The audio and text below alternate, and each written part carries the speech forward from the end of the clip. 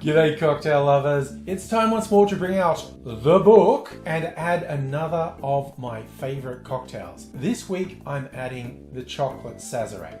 This was invented in 2005 by a London bartender, and honestly I'm not going to try and pronounce his name because I would definitely get it wrong and that would be embarrassing for both of us. This one didn't just make my top 10 for the year. In 2024 this was my number 1. And it wasn't even close. It's still one of my all-time favourite cocktails, which is hardly surprising because the classic Sazerac has always been one of my favourites for the years prior to discovering the chocolate variation. When I say classic recipe, that can start a bit of conversation. The Sazerac is a very old cocktail, it's an old-fashioned variation. The original version was built around cognac, French brandy.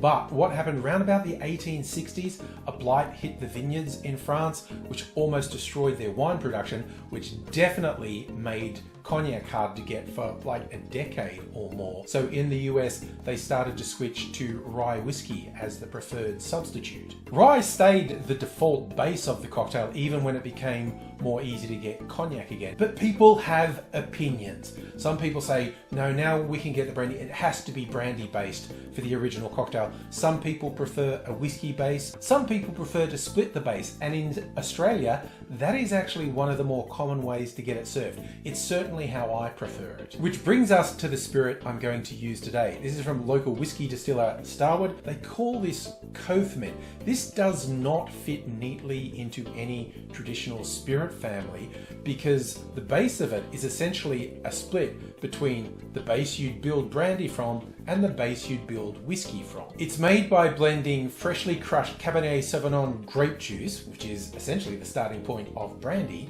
and their sour mash, which is the starting point of whiskey. Those are co-fermented and then distilled, and then they were aged for almost 6 years in Australian ex-wine barrels, all of which ends up with a unique spirit which seems perfectly suited for a Sazerac because it has the essence of both brandy and whiskey in it. Also, this was a very limited release and I don't have much left, so I think tonight's the night to send it off in style. I've made the chocolate Sazerac for my cocktail channel a couple of times, but I've never actually done a side-by-side comparison with a classic recipe. I think I have just enough of this left to make the two and taste them side by side. Incidentally, I have had a run-in on an online forum with someone about a chocolate Sazerac. They're essentially going, you can't do that to a classic. I imagine that's how they talk because that's how they came across in text. And they really wouldn't let it go. They were going on and on. I think the technical term for what they were doing was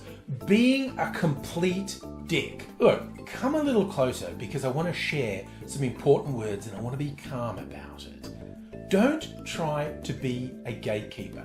Your tastes are your own, so are everyone else's. And also, what do you mean don't change cocktail recipes? Where do you think new cocktails come from? Also, the Sazerac itself is a modification of an old-fashioned. So what the hell are you talking about? Starting to get a little carried away there, but people who go on like this are either completely ignorant of how cocktails are developed, or they're just an obnoxious jerk arguing in bad faith, or there's some god-awful blend of the two. People who know me might at this point be saying, wait, aren't you always ragging on vodka in cocktails and saying vodka's bullshit? Well, yes. Am I silently judging vodka lovers? Yes.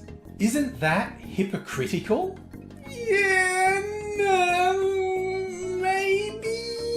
The point is, I'm judging silently. I'm not going to get up in your face about it. If you say vodka and cranberry juice is a good cocktail, that's up to you. But if you ask for my opinion, you're going to get it.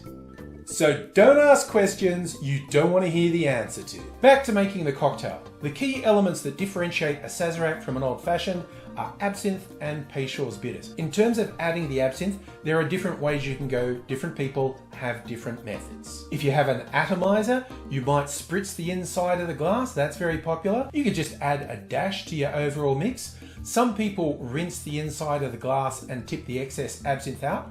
which I think is a terrible waste of absinthe. My preferred method is fill your glass with ice and put about 1/4 ounce of absinthe in there and let it sit while you prepare the cocktail. Then when the cocktail's mixed, you strain the absinthe out of that glass. It'll have mixed with at least a little water.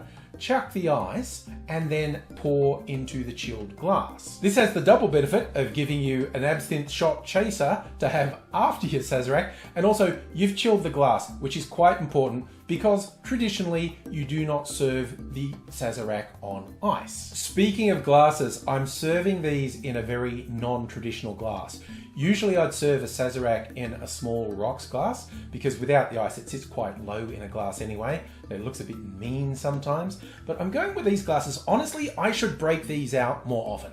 I don't even know if this style of glass has a particular name, but I bought these from a now defunct bar that was one of my favorites here in Melbourne for years. It was called Bar Americano, and etched onto the rim of the glass is a saying I quite like: drink less, drink better. That sums up my attitude to cocktails: quality over quantity. I'm not saying I don't get drunk on cocktails, because I do, but with cocktails I spend more time appreciating each sip, just really getting into the complexity of a good cocktail, as opposed to just knocking back beers or cider. That's my story, and I'm sticking to it. I'm not a drunk, I'm a connoisseur. That's enough preamble. Here's how we make a chocolate Sazerac. In a mixing glass, add 60 ml of the spirit or spirit blend of your choice, then 1/2 ounce or 15 ml of white creme de cacao, then 1/4 ounce or 7.5 ml of sugar syrup, 2 dashes of Peychaud's bitters. Stir that on ice for 20 to 25 seconds to chill and dilute the drink, and then strain that into your absinthe washed glass. I also made a classic Sazerac, as I said, doing a taste comparison. Who doesn't want 2 Sazeracs? That's loser talk if you only want one. So I'm going to refresh my memory with the classic first. I just love the anise flavors you get from the absinthe and the Peychaud's bitters. It's such a good drink. There's a reason people have been drinking it for, I don't know, 150 years or more. But now the chocolate version, the difference is exactly what you expect. It's actually not a profound difference. It's not a radically different cocktail. It's just got a softer, rounder, chocolatey richness in it. It's so hard to pick a favorite between the two, which I feel like is an excuse for me to have another sip of each of them. Classic. Very good. And chocolate.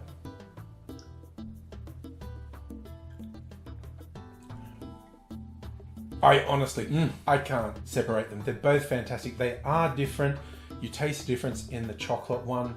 Honestly, if I did it blind, if I asked for a Sazerac in a bar and they used good quality ingredients and they actually put the white creme de cacao in, I'm not 100% sure I would pick it, which is my way of saying, A, it's a relatively subtle change to the cocktail.